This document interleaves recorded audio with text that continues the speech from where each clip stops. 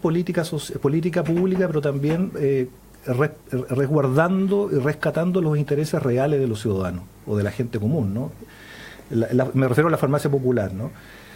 Nos gustaría conversar acerca del contorno de esta política pública, pero también del sentido político, ¿no? El sentido político más transformador que yo sé que tú, Daniel, encarna en este municipio y que de alguna manera ha sido repetida y recogida por otras experiencias, en particular Valparaíso ahora y otras más que le han tomado, por ejemplo, incluso alcaldías de derecha, ¿no? Que la toman como ejemplo, pero quizás restándole este sentido transformador que al menos yo advierto que tú tratas de darle, ¿no? como política pública. Entonces, no sé si les parece, conversamos con eso en primer. Daniel, cuéntanos tú lo que tú quieras. Bueno, efectivamente yo siento que los medios de comunicación han convertido a la farmacia popular en el proyecto más emblemático de la comuna de Recoleta.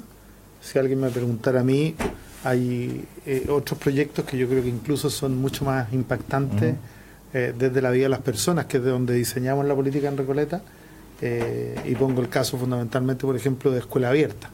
Escuela Abierta para mí creo que es uno de los proyectos, además, que es la columna vertebral, ¿no?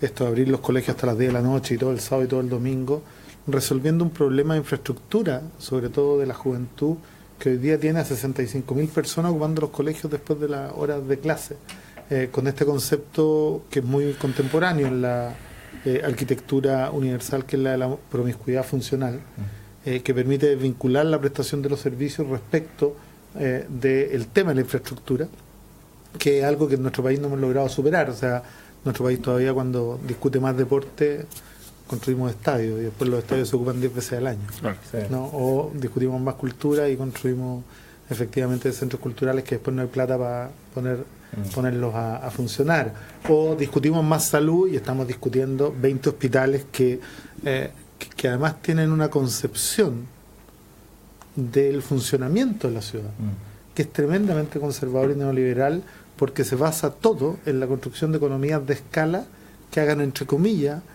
más eficiente y eficaz, pero desde la perspectiva privada y no desde la perspectiva de lo que es la eficiencia y la eficacia en el mundo público, que no tiene nada que ver con los conceptos de eficiencia y eficacia en un ambiente de competencia, ¿no? Los otros se dan en un ambiente de colaboración y de solidaridad y de corresponsabilidad. Eso te cambia absolutamente el marco. Sin embargo, la farmacia popular efectivamente vino a darle un golpe bastante duro al modelo, no solo la farmacia, la óptica popular,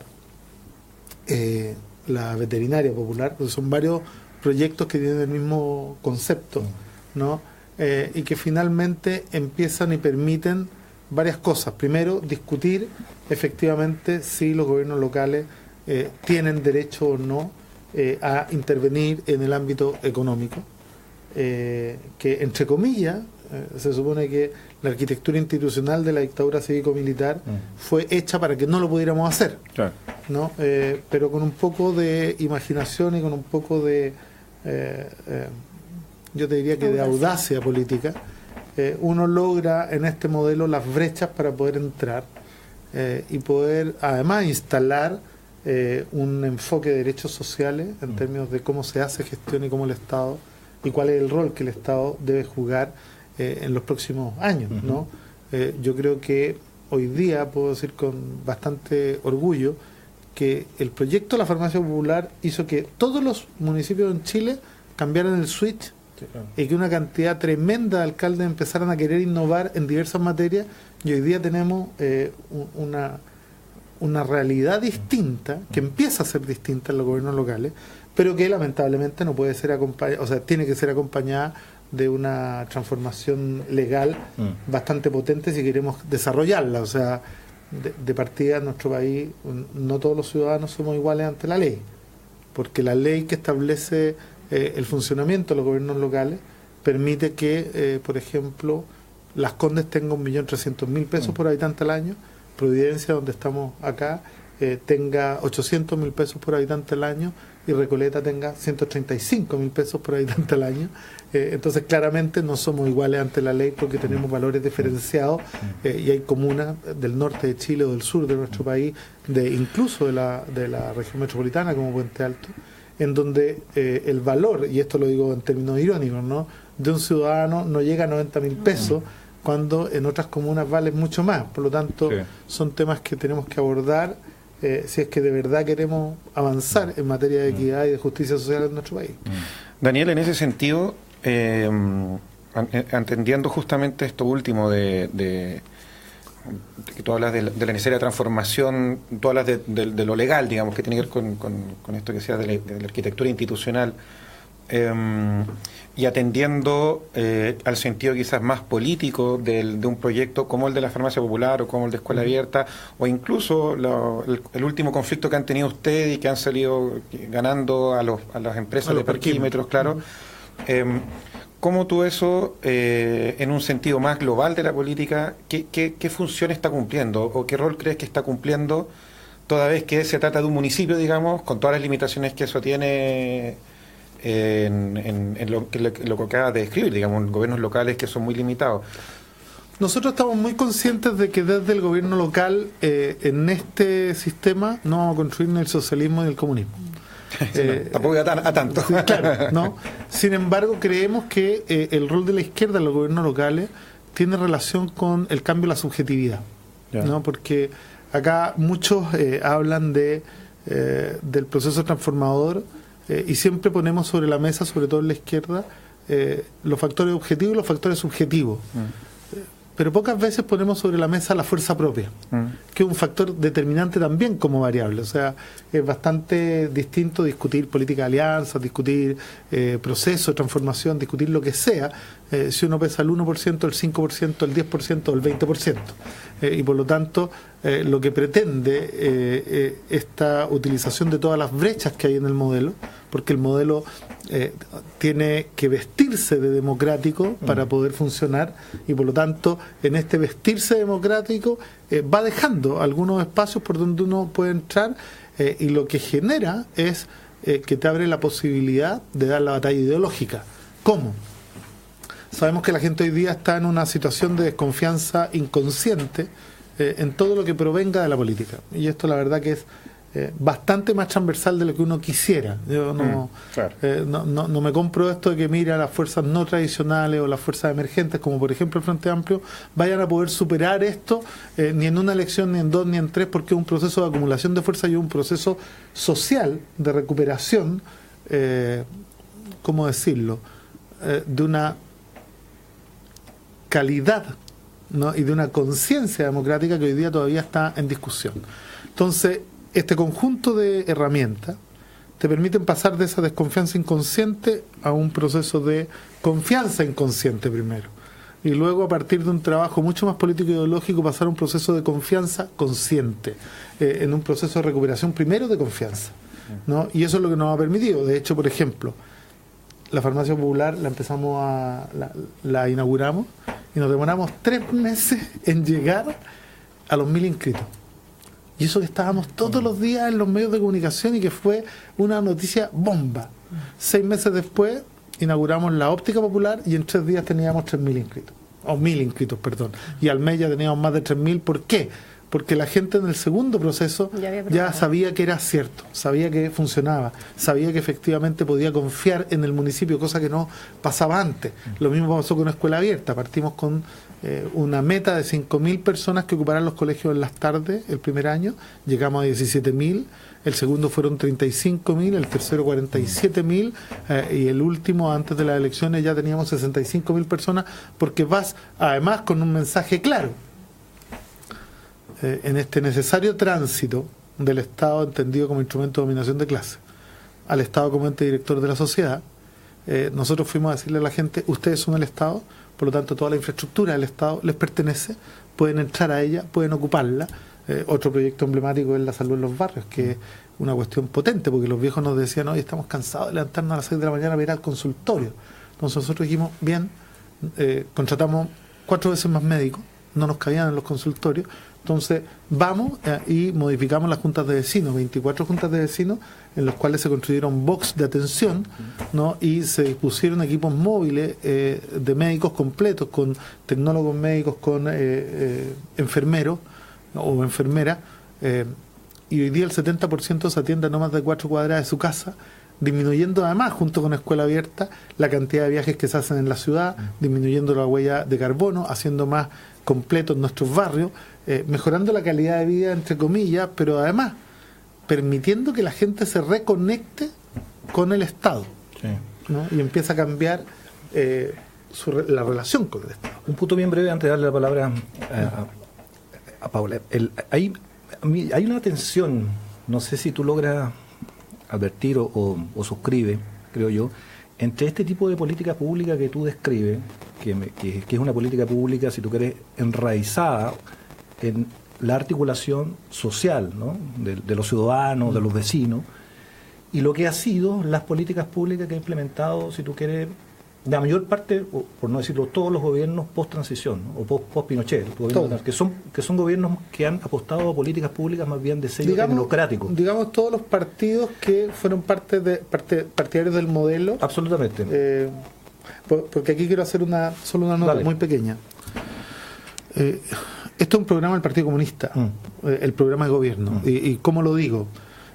Hace 12 años atrás, en La Ligua, el alcalde comunista, que hoy día ya no está con nosotros, el papá del actual alcalde Rodrigo Sánchez, el viejo Sánchez salió a comprar viviendas en 3 ciudades para poner viviendas universitarias para los jóvenes de La Ligua que salieran a estudiar, ¿no? Entonces puso residencias universitarias municipales en otras comunas para acoger y el Rodrigo Sánchez hoy día, el hijo, hace la primera planta desalinizadora de agua municipal, que es capaz de estar en marcha blanca 3 meses regalando agua en la zona de Los Molles. O Isaías Zavala, en Diego Almagro, pone la primera clínica de diálisis municipal con una inversión tremenda para atender cerca de 25 casos. Entonces, yo creo que aquí lo que hay es una matriz ideológica que entra a discutir con todos los otros cuál es el modelo de gobiernos locales que necesitamos, más allá de cualquier otra consideración. Pero ese es el punto, para terminar el punto simplemente, pero lo que uno echa de menos quizás es ese debate ideológico amplificado o explicitado, precisamente, porque lo que prima finalmente en los gobiernos de la nueva mayoría, antes de la concertación, es un perfil de política pública, yo no sé si tú estás de acuerdo con esto, hegemónico o mayoritariamente tecnocrático, ¿no? Que abandona la articulación de fuerza social, y que prueba de ello es que hoy día tenemos los niveles de despolitización y los niveles de desestructuración social como los que tenemos, no solamente debido a esto, pero alimentado básicamente por eso. Entonces ahí hay un debate que quizá uno pudiera reclamar a aquellos como los que están apostando efectivamente a esas políticas que son de articulación social, darlos más públicos. Es necesario diferenciar 2 cosas. La política de alianza para romper el cerco de los programas de gobierno de los partidos que conforman las políticas de alianza. O sea, lo vuelvo a decir, mira, nosotros tuvimos la política del Frente Amplio 20 años y efectivamente en 20 años, por diversos motivos, nunca fuimos capaces de construirla porque las fuerzas políticas estaban demasiado permeadas por el neoliberalismo, habían demasiado caudillo dando vueltas y eran los proyectos personales los que estaban sobre la mesa, pero además de otros temas, ¿no? Efectivamente había cerco mediático, había una serie de cosas, y ante la falta de madurez de las izquierdas, nosotros en un momento hacemos una opción táctica, que puede ser todo lo discutible que quieran, pero que efectivamente da en el clavo. ¿A qué me refiero yo? Rompe la exclusión. Rompe la exclusión, pero no solo rompe la exclusión, sino que además permite terminar con los candados de la dictadura. O sea, con algunos. Con algunos, sí, pero yo te diría que con algunos de los más fundamentales. O sea, si el PC no entra en la nueva mayoría y no cambiamos el binominal, no sé si hoy día estaríamos discutiendo efectivamente con un Frente Amplio, que es una buena noticia. ¿Y por qué? Porque fuimos capaces de bajar la barrera de entrada del 33% al 8, 12 y 15%, dependiendo del tamaño del distrito y de la circunscripción. Y eso nos podría haber tenido 20 años más inmovilizados y 20 años más discutiendo, oye, cómo nos juntamos para doblar, para llegar al 33. Hoy día, afortunadamente, con este paso táctico, esa ya no es una discusión. Y hoy día podemos incluso imaginarnos la convergencia, porque hay algunos que se olvidan de algo.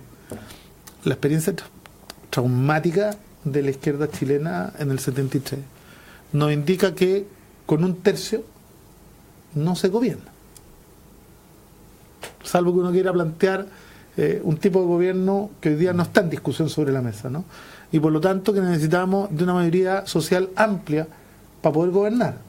y mientras el tercio de la izquierda no se asuma primero con madurez en su capacidad de aglutinarse y de ordenarse, y después entienda la necesidad de pasar de un tercio a más del 50+1 y disputar con parte del centro, ¿no? Y con parte, además, haciendo claramente la distinción entre el enemigo de clase y el sujeto en disputa, que yo creo que es algo que no logramos hacer dentro de la izquierda todavía, estamos obligados y estamos supeditados a la necesidad de unirnos con una parte del centro para poder transformar algo, pero para poder transformar.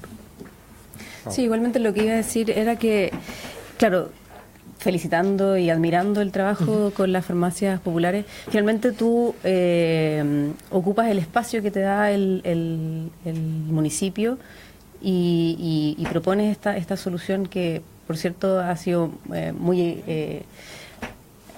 digamos, imitada por lo buena que es, pero igualmente es una solución parche dentro del modelo, o sea, no cambia la concepción de que finalmente se siguen comprando los remedios, las farmacias siguen existiendo, digamos. No, pero ahí no estoy de acuerdo.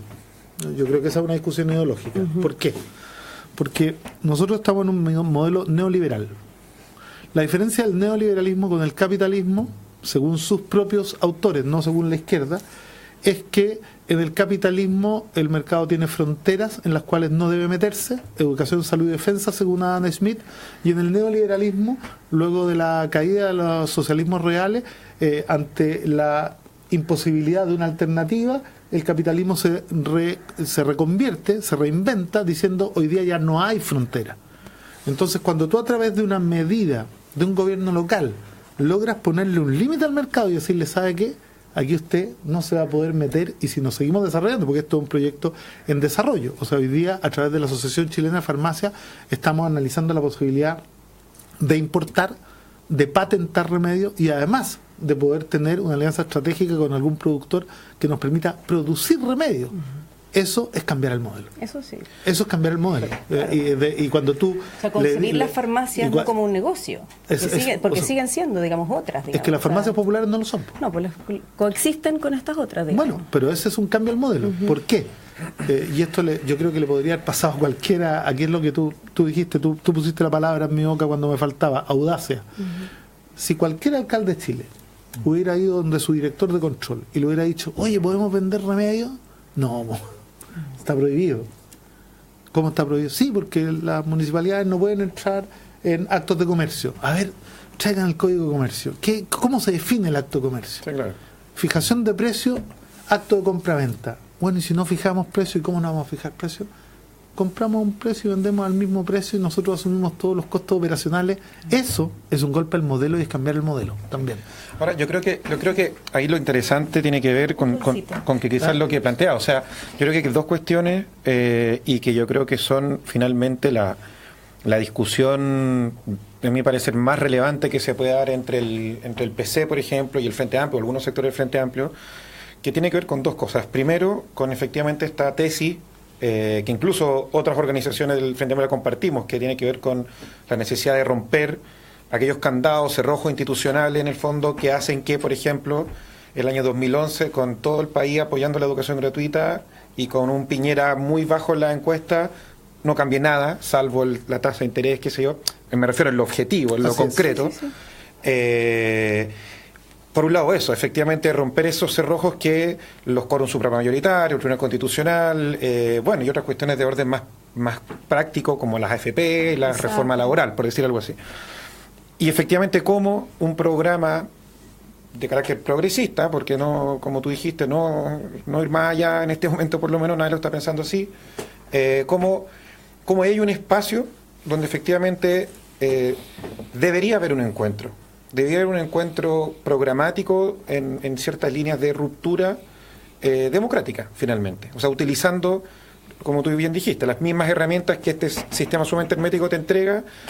Y por otro lado, y ahí es donde también creo que es la discusión que está más alejada y que, por cierto, es digamos, quizás la menos conocida de la experiencia de Recoleta y que supongo de la experiencia de Valparaíso y de otros municipios, que tiene que ver con efectivamente cómo hay un proceso de construcción de una subjetividad, de un imaginario social de otro orden, digamos. Y ahí yo creo que también es otro diálogo y tengo la impresión que hay un espacio en los municipios y una articulación que se está generando, y yo no sé si eso está puesto sobre la mesa, por ejemplo. Está puesto. Está puesto, pero los medios nunca te los recogen. No, pero además nunca lo van a recoger, pero yo les doy un dato que no es menor. En todas las alcaldías donde gobiernan comunistas, el Partido Comunista ha logrado obtener en una votación sucesiva el 50% del Consejo Municipal. Claro. Que no es menor. Porque una cosa es ganar la alcaldía, Sí. y otra cosa es que saque el 50%. En Recoleta hoy día tenemos de los 8 concejales, 4 son comunistas, 2 son nueva mayoría y 2 son de la derecha, a pesar de que desde fuerzas que hoy día componen el Frente Amplio nos pusieron 3 candidatos adicionales, ¿no? Y con lista. Entonces uno dice, mira, aquí hay algo más profundo que una simple sumatoria de medidas, y que tiene que ver con lo que yo decía hace un rato. En la izquierda creo que hace mucha falta volver a los textos clásicos para poder entender la diferencia entre un enemigo de clase y un sujeto en disputa. ¿No? Y nosotros lo entendimos. O sea, a mí me costó mucho. Al principio había una discusión incluso dentro del partido. Oye, pero ¿por qué vamos a tratar a los dirigentes que estuvieron siempre con la UDI igual que a los nuestros? Y durante 12 años nos sacaron la mugre. Bueno, compañeros, la claridad que hay que tener es que ellos no son enemigos de clase, son sujetos en disputa. Y en vez de hacer más fuerte la línea para dejarlo allá y que no puedan venir, hay que borrar esta línea y tratar de traer la mayor cantidad, porque la próxima elección no se gana con el 42, se gana con el 50 y tanto, ¿no? Y además tenemos que avanzar. Entonces yo le pondría, mira, sería un súper buen desafío saber si ese cambio en la subjetividad la va a poder dar la izquierda completa, incluida el Frente Amplio, en la próxima elección, a ver si el Frente Amplio consigue el 50% del Consejo en su municipalidad.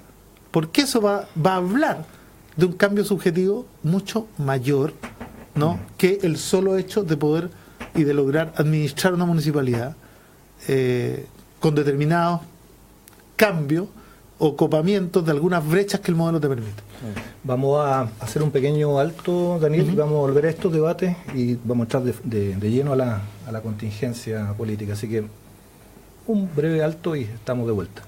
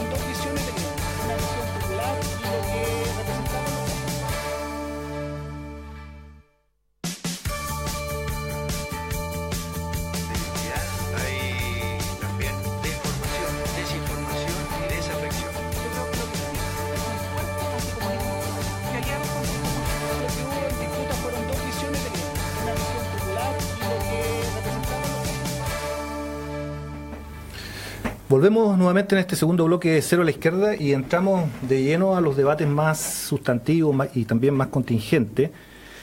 Y quiero, ya que se estaba dando el debate de las distintas izquierdas, Daniel y el panel en general, a mí me gustaría volver a este tema que estábamos planteando delante, al menos yo lo voy a plantear así, ¿no?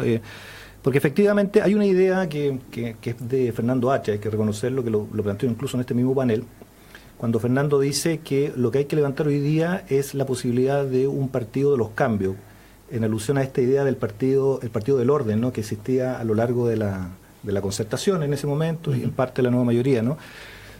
Y la idea que subyace esa idea del partido de los cambios es que efectivamente las izquierdas pudieran estar habitando distintos escenarios, momentos o fuerzas políticas, ¿no?, el despliegue hoy día en el escenario nacional.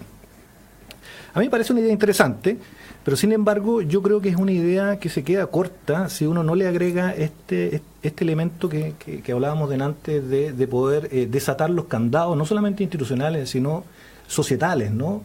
Societales, culturales y estructurales que habitan en la sociedad. O sea, el avance finalmente de un programa y de un proyecto de izquierda se va a medir en la medida en que nosotros podamos ir conquistando pedazos de de hegemonía, si tú quieres, ¿no? Por poner un término así bastante grueso, en la sociedad, en la institucionalidad y también, bueno, en la cultura política, social, etcétera.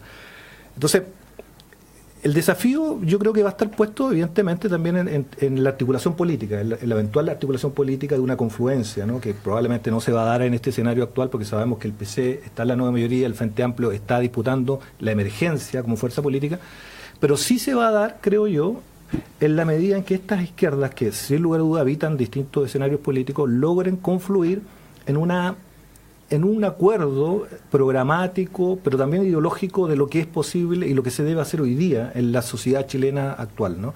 Porque una cosa que no se entiende, y ahí dejo el punto, es que la sociedad chilena ha tenido, o se olvida, ha tenido un neoliberalismo profundo por más de 40 años. Entonces, cuando aquí se levanta un programa, por ejemplo, que está levantando el Frente Amplio, o eventualmente también Guillé, de cambio más bien inscrito dentro de la matriz socialdemócrata, aquí aparecen como bastante revolucionarios. Y lo que explica eso es que nosotros tenemos una sociedad desestructurada a un nivel muy profundo. Entonces, entablar la matriz de derechos sociales, por ejemplo, que es uno de los temas que está presente, aparece aquí como, no sé, como la revolución en la tierra, ¿no?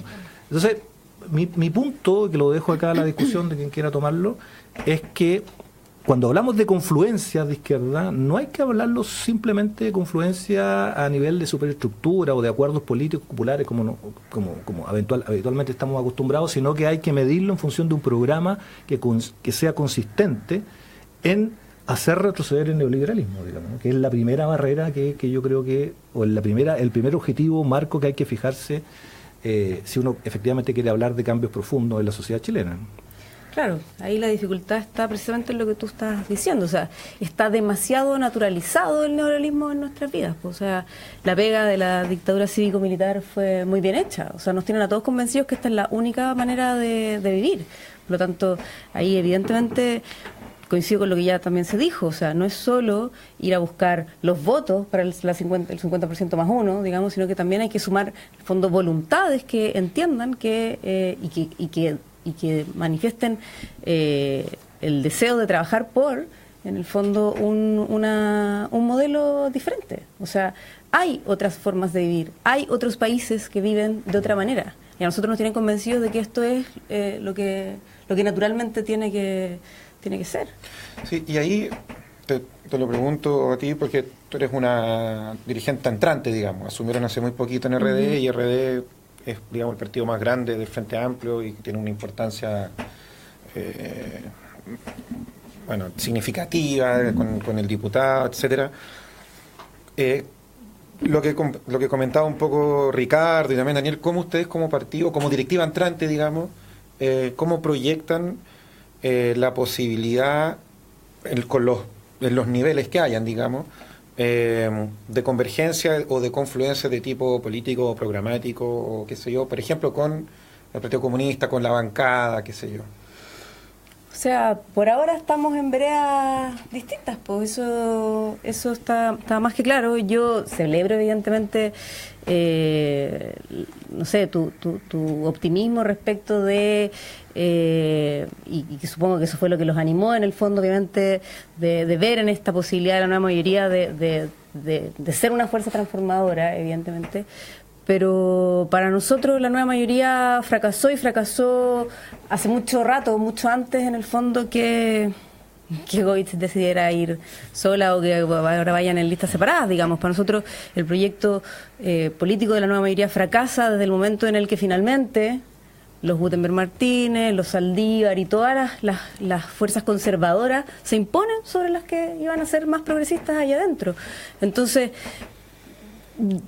por ahora se ve bastante difícil la posibilidad de... La verdad que estoy con una sonrisa en mi cara porque este es el tipo de debate que yo siento que al menos no nos sirve. Uno podría preguntarse si la nueva mayoría fracasó, según tú, antes o después de que ustedes se salieran del gobierno.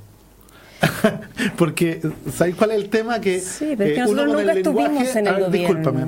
No, si estuvieron, perdona. Uno con el lenguaje construye realidad. Sin la nueva mayoría no tendrían diputados. Te lo digo así de claro y así de duro. Ellos sí. ¿Ah?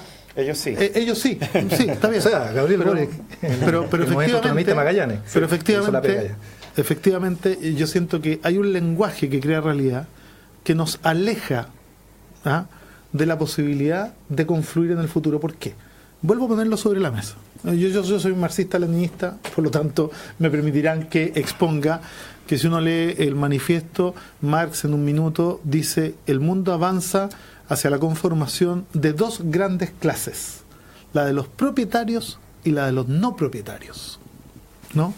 Cuando uno pierde de vista esto, uno se empieza a confundir y empieza a ver enemigos donde no los hay. Entonces, yo por ejemplo, lo digo así de claro, no tengo ninguna duda de que si pasa la Bea o Alberto a la segunda vuelta, el PC va a votar por ello. Porque no tenemos ninguna duda de que entre darle el gobierno a los propietarios y a cualquier otro segmento de los no propietarios, nosotros no nos vamos a perder. Esa claridad, hay varias fuerzas del Frente Amplio que no la tienen y que no les molestaría, déjame terminar, que gobernara a la derecha, porque sienten que los propietarios y un segmento de los no propietarios son lo mismo, y yo creo que ahí hay un error ideológico fundamental. O sea, no entender que Piñera no puede en ningún caso ser ni siquiera similar a Guiller por amarillo y socialdemócrata que sea el programa de gobierno. Claro. Y estoy poniéndome en un escenario que no lo es, porque para mí no lo es. O sea, estar planteando por primera vez la gratuidad como parte del imaginario colectivo de este país es gracias a la nueva mayoría. Y gracias al movimiento estudiantil, y gracias efectivamente a las fuerzas. Pero esta división tan purista de algunos que, lo digo con mucho respeto, ¿no? Es cierto, pero hay una perspectiva al menos que uno puede plantear acá en la mesa para la discusión, evidentemente, Daniel, porque son legítimas las visiones, que es al menos en una dimensión que no deja de ser relevante para los efectos concretos de la vida real de la gente.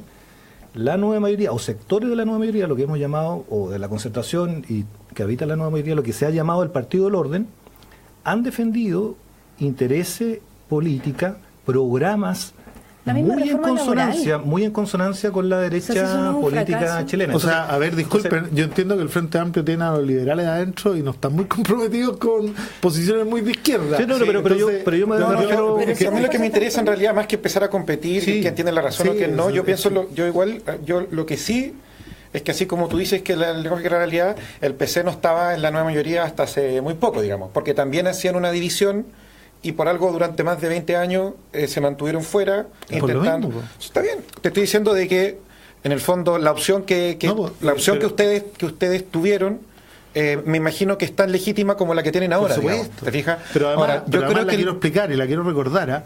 En el minuto que nosotros optamos por entrar a la nueva mayoría y apoyar a Michelle Bachelet, la izquierda llevaba 7 candidatos.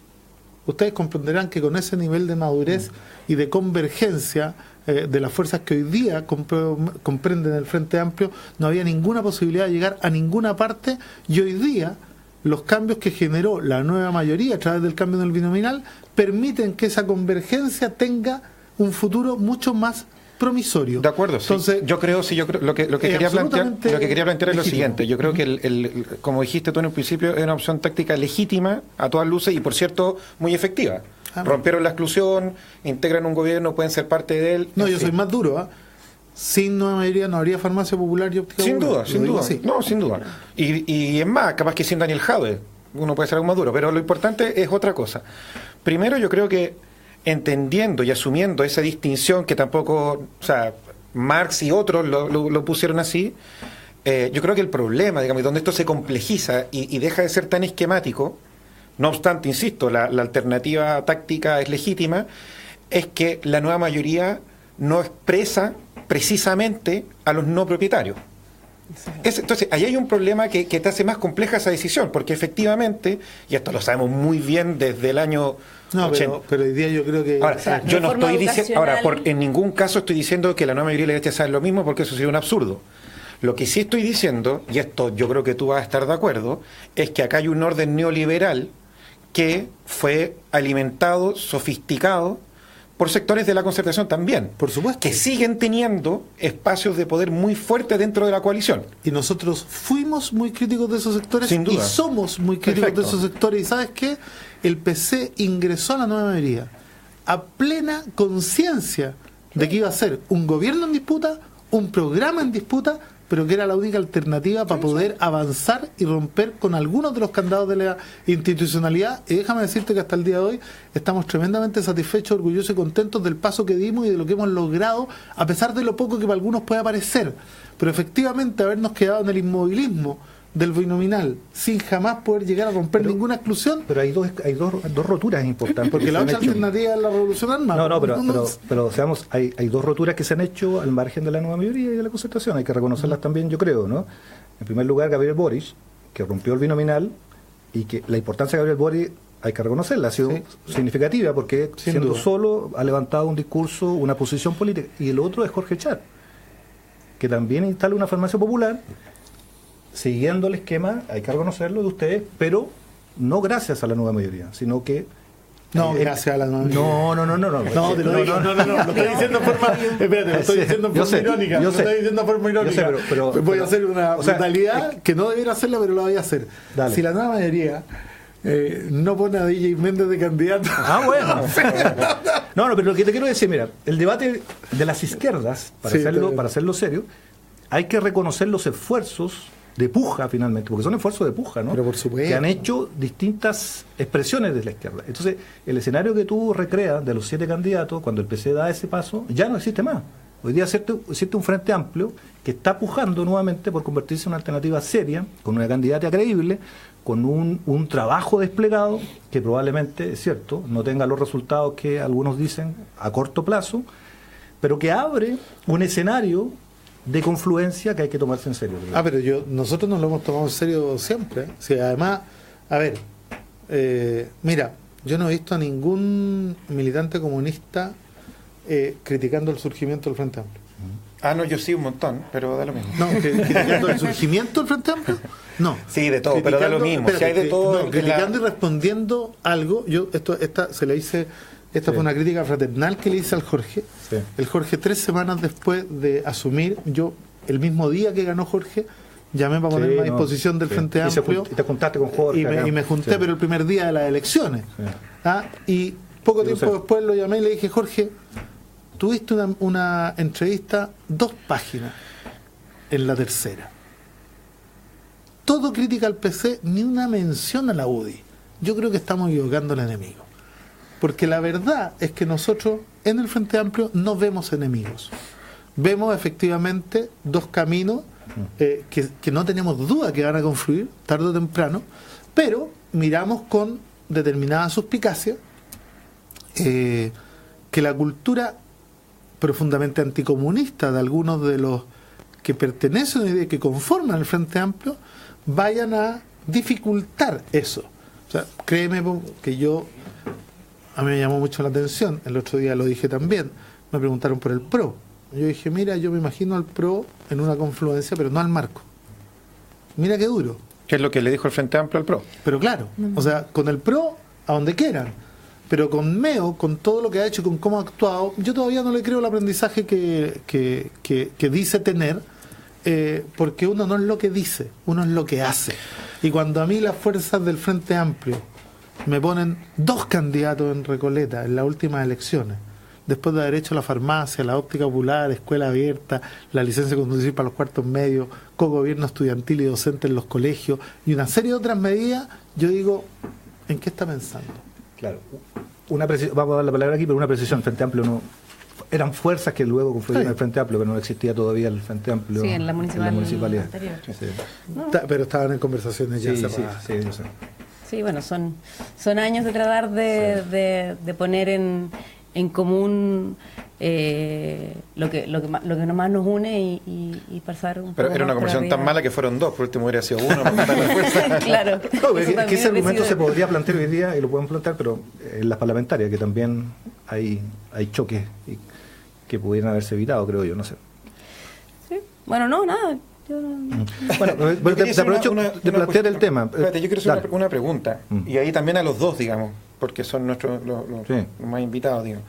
¿Qué futuro tú, Daniel, por ejemplo, le ves al PC en la coalición en la cual hoy día forma parte? No en un plan de la crítica, que ya lo hablamos un buen rato, sino que cómo tú proyectas esa alianza que ha sido tan exitosa y que tiene límites también, que tú mismo lo has planteado. Y por otro lado, me gustaría que Paola comentara cómo ven efectivamente, más allá de hoy día, decía que estas veredas distintas en las que se están, una posibilidad real de un proceso de confluencia que incluso puede romper el Frente Amplio. O sea, pueden suceder muchos escenarios distintos en función de las sensibilidades de las entidades culturales y políticas que existen. Yo lo vuelvo a decir. Me tocó escribirlo en un libro que sacó hace poco Farideh Serán como editora, en donde me pidieron un texto acerca de la crisis desde la izquierda. Y yo dije, mira, mientras la izquierda no madure y no se una para, desde el tercio que es, avanzar hacia el 50%, nunca vamos a poder prescindir del centro para poder transformar Chile. Así de claro, así de corto y así de preciso. Por lo tanto, creo que precisamente del ejercicio de madurez, porque yo entiendo lo programático, mira, yo creo que lo que menos nos costaría y nos demoraríamos en ponernos de acuerdo sería en un programa. Seguro. Sí, pues en lo que menos. Pero en lo político, creo que es lo que más nos costaría. Porque hay una cultura y hay una deformación en algunas de las izquierdas en donde efectivamente se confunde, ¿no? El enemigo de clase con el sujeto en disputa, y yo lo he vivido en carne propia, miran al PC como enemigo. Yo la verdad que más allá de si eso puede ser correcto o no correcto, si puede tener sustento, porque a veces, esto incluso lo hemos discutido con algunos ex militantes del PC, ¿no?, que se van enojados con personas pero se enojan con la estructura completa, porque no saben de repente administrar los conflictos y diferenciar, ¿no? Entonces aquí yo creo que también nos va a faltar este excesivo individualismo que nos legó la dictadura en términos culturales, ¿no?, para poder sobreponer los proyectos políticos sobre cualquier otra consideración. Y nosotros en eso, de los 104 años, creo que hemos llevado candidato propio en 2 oportunidades. Todo el resto siempre hemos estado por la vía de la convergencia del Frente Amplio como política, ¿no?, de la cultura, de la convergencia, y somos depositarios de esa cultura y no vamos a renunciar a ella jamás. Recuerdo entre ustedes el rol que el PC jugó durante el gobierno de Allende, que siempre nos jugamos también por esa tesis, porque sabíamos que las tesis más maximalistas no tenían ropa. No solo no eran adecuadas y correctas en el minuto que estaban, sino que además no teníamos la ropa efectivamente para sostener posiciones más radicales, y ahí nosotros somos sí muy responsables con la vida de nuestro pueblo, muy responsables con la vida y con el costo social que cada decisión conlleva. Por eso que vuelvo a decirlo, nosotros, el PC, no tiene ninguna duda, y hoy día además el tema de la discusión de la nueva medida, yo creo que se puede mirar desde una perspectiva distinta por las dos candidaturas, y porque por ahora ni siquiera hay acuerdo parlamentario y parece que se dificulta más que hayan, y por lo tanto, miren lo que voy a decir, hasta la elección de noviembre nueva mayoría no hay, lo que hay es una candidatura de centro izquierda, una candidatura de izquierda nueva mayoría, ex nueva mayoría, y una candidatura de Frente Amplio que está en la discusión si se define de izquierda o no, pero está en ese espacio, ¿no? Esto es lo que hay hoy día, ¿no?, además de la candidatura de derecha, y ese es el escenario hasta noviembre. No hay nueva mayoría, pero hay Frente Amplio. Esto. No, lo que digo, hay una candidatura que es de centro izquierda, y hay 2 candidaturas de izquierda que se han definido a sí mismas. Goeche de centro izquierda. O sea, se definen. Yo no le creo. Yo el otro día en un debate, en un debate con gente de la democracia cristiana, en un debate con la democracia cristiana, cuando empezaron a amenazar de que si no había acuerdo parlamentario, no había acuerdo entonces yo les dije, a ver, explíquenmelo. Ustedes se definen todos. Yo no escuchaba ni siquiera al Gutenberg Martínez, ni siquiera a la Soledad Alvear, ni siquiera a la Mariana Alwin la he escuchado desmentir que son una fuerza de centro izquierda. Entonces les voy a hacer una pregunta, les dije. ¿Me van a decir ustedes que llegar tercero o cuarto en la primera vuelta, o que les vaya mal en la parlamentaria, automáticamente los va a convertir en una fuerza de centro-derecha y van a llamar a votar por Piñera, porque eso es lo que va a esperar el país. Por lo tanto, yo vuelvo a ponerlo aquí sobre la mesa. Ellos se definen. Yo no estoy para subjetivizar yo a las otras fuerzas políticas. Ellos se definen como centro-izquierda, por lo tanto hay una candidatura centro-izquierda, hay 2 candidaturas de izquierda y hay una candidatura de derecha. Guillermo se ha definido como independiente de izquierda, lo he dicho, ahí está mi domicilio, ¿no? Y por lo tanto, ese es el escenario con el que hay que administrar las posibles convergencias y no otro que no hay. Paula, estamos llegando al final, así que si quieres... No, yo ya lo dije. Yo creo que Lucas te preguntó en el fondo cómo veías tú la participación del Partido Comunista hacia adelante dentro de este conglomerado. Yo creo que evidentemente las convergencias con ustedes son muchísimas, pero también todo depende de cómo vaya ordenándose el naipe con las otras fuerzas también. O sea, yo te insisto, como también sabemos dónde está el enemigo, claramente no son ustedes, pero hay muchas fuerzas cómodas con el status quo ahí adentro. Entonces, con ellos no tenemos nada en común, o muy pocas cosas en común. Bueno, nos queda solamente agradecer a Daniel, a Paula también, la presencia acá. Creo que fue una discusión importante. Por supuesto, siempre son. Que marcó las diferencias, pero también las similitudes y sobre todo los desafíos, ¿no? Futuro. Yo creo que esta es una historia, ¿no? Una historia que está en desarrollo y hay que ver cómo se va a desplegar las fuerzas históricas esta vez, ¿no? Así que gracias Daniel, gracias Paula, y nos vemos la próxima vez en nuestro programa de Cero a la Izquierda. Gracias Lucas también.